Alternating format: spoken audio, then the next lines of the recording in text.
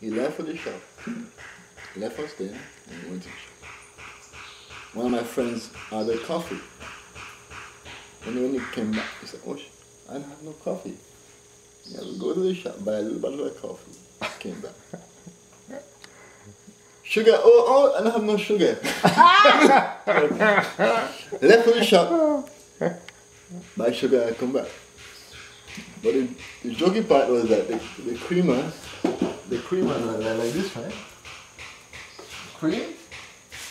And he put the cream on the table. And it was so funny when we turned over here. Plop, plop. It was like one big hard lump. There you go. Plop, plop.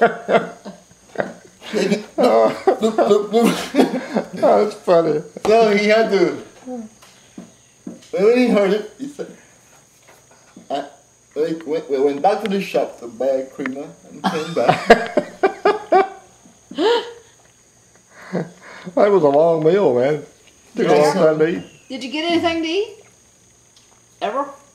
Yeah, it took forever to get our fried chicken. When the fried chicken come up the table now, no ketchup. You have to go to the shop. Go to the shop. My goodness. Yeah, then on the trip he took to the shop. I mean, any smart person would just say, okay, I need this, I need that. Exactly. But somehow, he live in the last world. It's a Lost World, and a good plug for our lodge here, the Lost World Lodge. Wendell is just telling us about going to Hopkins and trying to eat, and a guy, everything they ordered, he had to run across the street to the shop and buy it.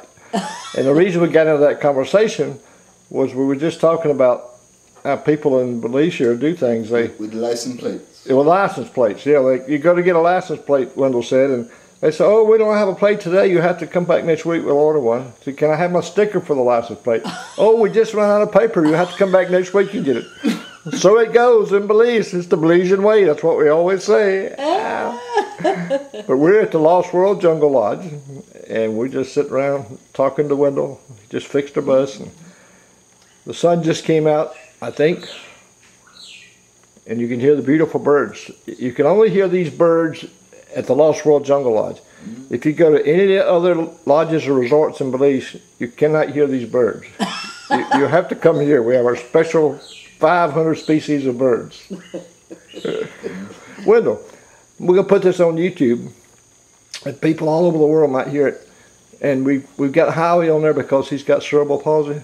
And this is Henrietta's grandson, one of our young preachers at our church. He's 18 now, but he's had cerebral palsy all his life. And he preaches everywhere. And I wanted to get Wendell to tell us a little testimony, because you have the same thing, don't you, in a milder form, the cerebral palsy? Is that what? Well, I don't know what to call it, but I was born 7 months premature, and back then my mom was at a midwife home, and they didn't know about these things. And so, according to my mom, she says that I came 7 months and premature, and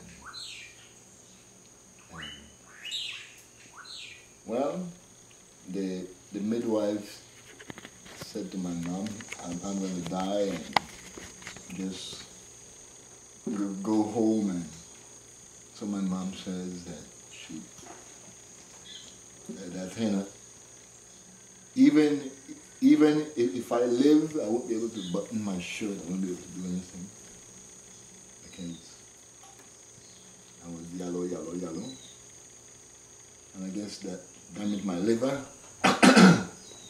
And from my research, I found out that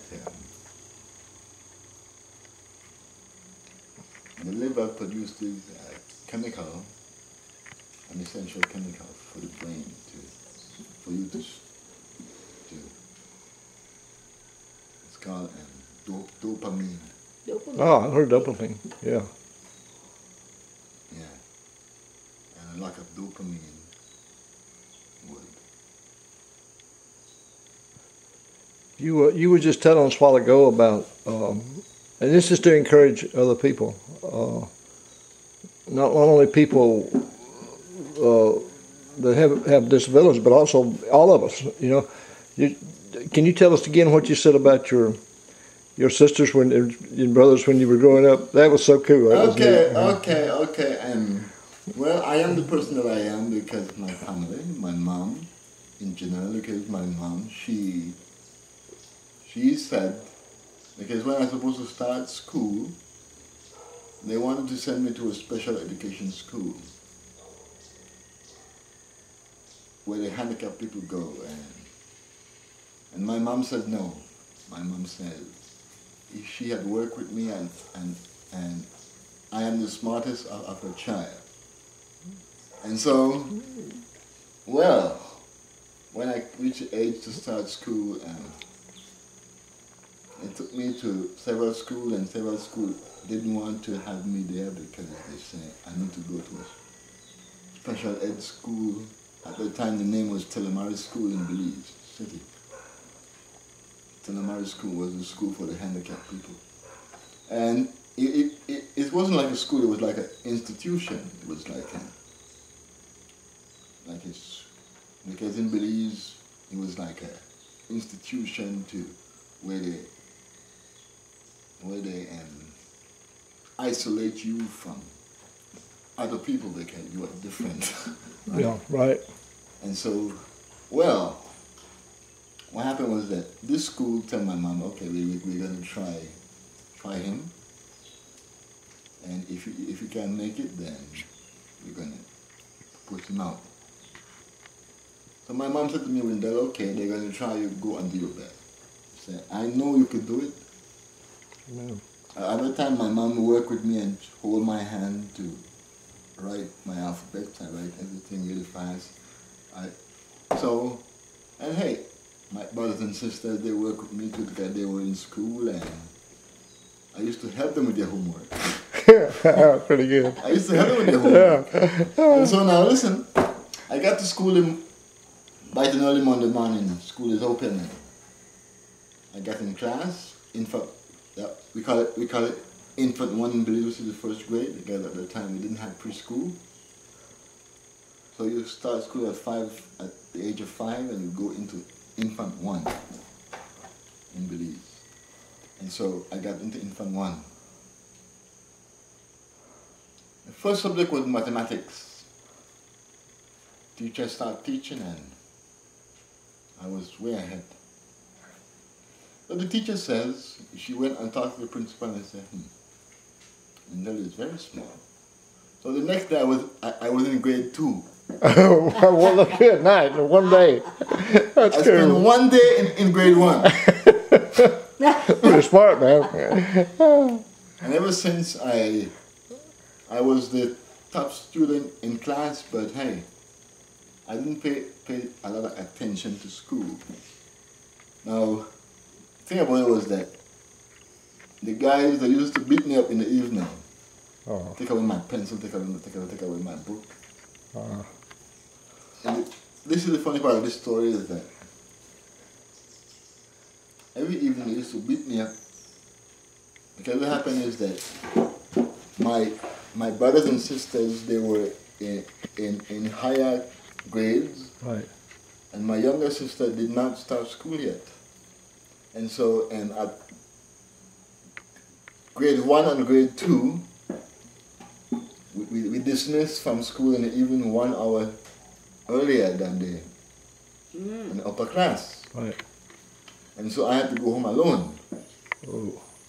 Because my older brothers and sisters, they were still in school. It was like, we were dismissed at 2:30 in the evening, and my older upper classes were dismissed at 3:30 in the evening. So I had to go home alone. And that's when the guys took advantage of me. Take away my pencil, take away my book, take away everything. And when my mom was tired of buying pencil and book because, you know, we didn't have a lot of money. We were really poor. So my mom said, here, You gonna whip me? So she whipped me and said, you come back with your pencil and book tomorrow, I whip you again. Oh. So I had to. Well, that evening I said, well, as soon as class moved, I tried to run home. Because I know if the guys take up with my pencil, my mom will whip me. So, well, I get the message that my mom is trying to tell me, you gotta fight back. Yeah. Yeah, you gotta fight back. And so that day, well, I said, I'm gonna fight back. And the first one come, I punch him down on the ground. The second one come, I punch him down on the ground. Right. And I beat all 5 of them that day. And after that, I started fighting school, and nobody in school could beat me. Oh my goodness. Yeah. That is neat. Yeah, they forced me. Yeah. And hey, it was my mom who inspired me. Say, well, after that, everybody in school they respected me because physically I could beat them up, mentally I could beat them. So, well, by the time I reached in grade 8, I was the king of the school. That's neat, man. You were the knight of the school. Yeah. Yeah. I was the king in school. Yeah. That is cool. And hey, I become so bully. I become a bully. And my last fight that I had was with a guy one evening. And that was when I quit fighting. Yeah. Because he and I, we went for it. And he wouldn't quit and I wouldn't quit. He lashed me in the head with a 2x4. My Lord. It was a bloody fight. Mm. And after he lashed me out, I came back and I fight him down and I got him on the ground and give him a good beating. But I mean, none of us won that fight. Yeah. Yeah. And it was then I said, this didn't make sense. I have to quit it. Yeah. And I didn't get into a fight ever since. Amen. Yeah. You know, I'm glad you shared that because there's a lot of, in the States and a lot of schools, everywhere, there's a lot of bullying going on. People are bullying other kids. And even WWE wrestling. No, you see, my bullying was not, I would never take advantage of people. Mm-hmm. But what I do is, and this is my nature of bullying. I mean, I didn't take advantage of people, but I was so smart that kids wanted to pass their tests. And during the mango season, they have to bring a mango from me and bring things from me from home. Mm-hmm. You have to pay me, right? Yeah. And I would tell them their answers for their tests and tell them how to do this, tell them how to do that. I would have my special teaching session after school. Instead of teachers. That's pretty cool. Yeah. That's neat. Yeah, and then I even went, back then we had what you call the common entrance test for high school. Uh-huh. I went to take it from standard 5. Wow. And I passed. I was recommended to go to high school from standard 5. How old? How old were you? 11. Oh my goodness. That's amazing. Yeah. And you know, every time I get all my awards of merit, all my merits, everything goes to Wendell. Wendell gets everything. Yeah. Yeah, and you know, I'm still lucky. Yeah. Well, you be thankful that God blessed you with a good brain and a Yeah. good right hook. Yeah. Good, right? Yeah, and you know, one of the things too is that we were so poor. Yeah. You know, we were rich because the problem with us was that my grandfather came from Jamaica. Ah. because there was some Jamaican settlers back in 1935 that settled in the whole of this valley. Mr. Ricci, all these properties were for Jamaicans. And my grandfather, Charles Knight, my mom's dad, and he had two daughters only, which was my mom and my aunt. And we had lots of property, we had shop, we had cattle, we had everything. But when my grandfather died after the 1961 Hurricane Hattie, he left all the properties and everything. And my mom had a little shop, and when my father left my mom to go to the States,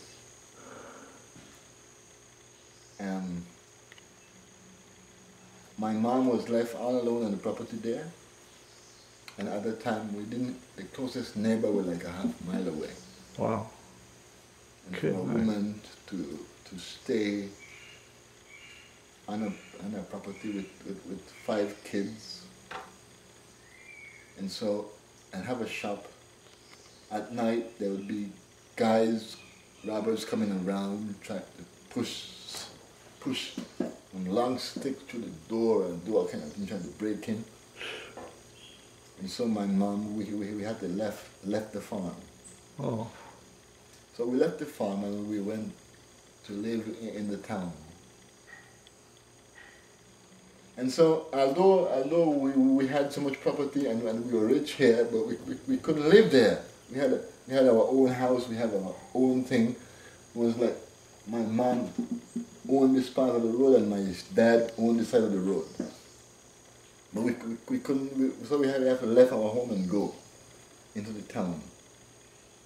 And my mom really worked hard to try to keep us going, but I mean to say, we weren't poor. Right. But, someday life was really hard. Yeah.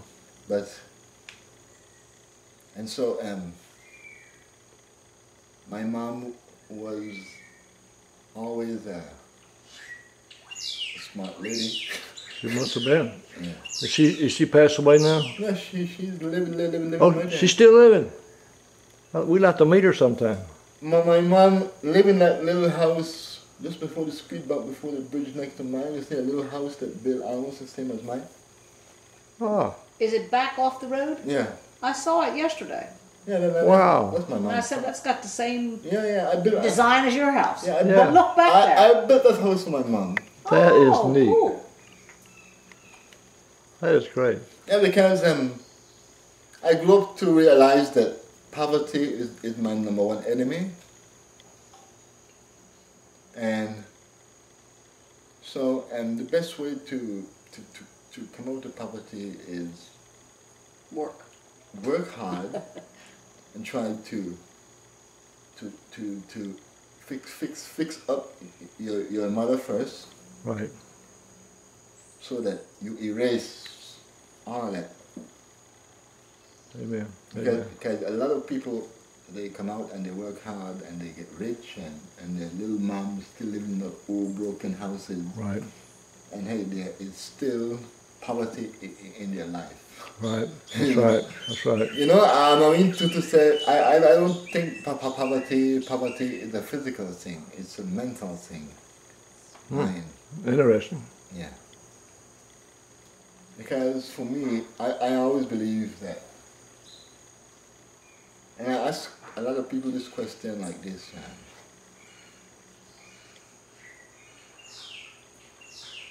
do you love money? They say yes. I love money. Do you have it? No.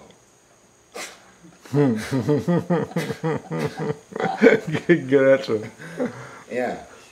So in other words, people shouldn't be discouraged because of the circumstances they're born into, because it's a mental thing. It's not a geographical thing either.